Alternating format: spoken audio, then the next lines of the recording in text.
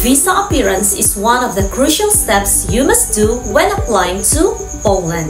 For today's vlog, I'll be sharing with you the different types of Poland visa. If you're interested in this kind of topic, well, stay tuned, but don't forget to click the subscribe button and hit that notification bell so that you'll get notified whenever I uploaded my video. Thank you for your support.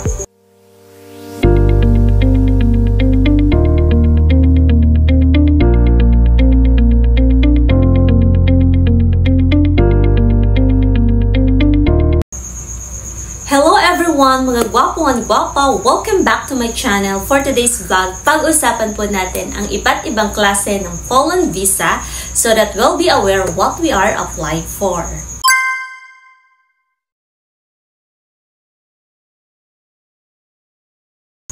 So first on the list is the Schengen visa or the Type C visa.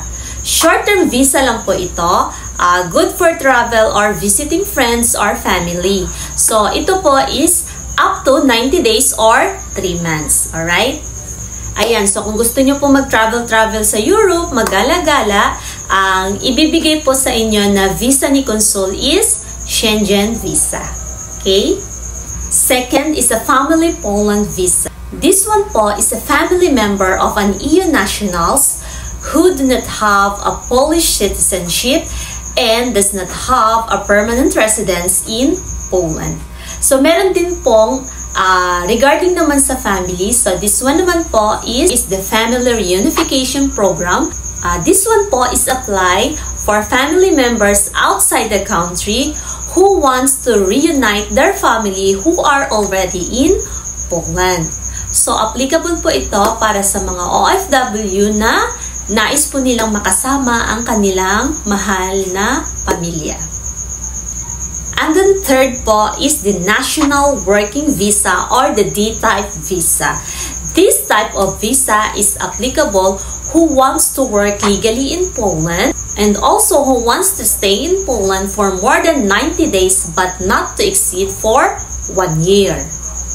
And take note guys, once na ma-issuehan po kayo ng visa type na ganito guys, is pwede po kayong makapag-travel around Schengen countries. Okay? So, ito po yung mga area na part ng Schengen.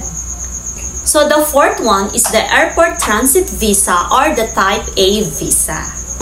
This type of visa allows you to stay in international area while waiting for your next flight destination country. And these are the sample of the countries. Okay?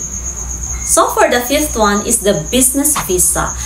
This visa is for foreign individual who wants to have a business activities in Poland. Then next is the student visa.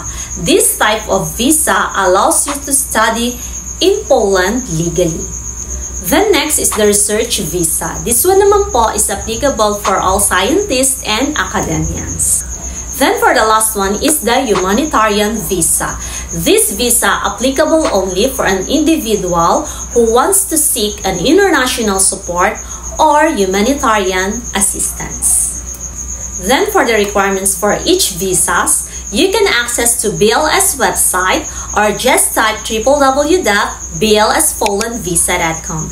But don't you worry guys, I will link down the link on the description box. Okay?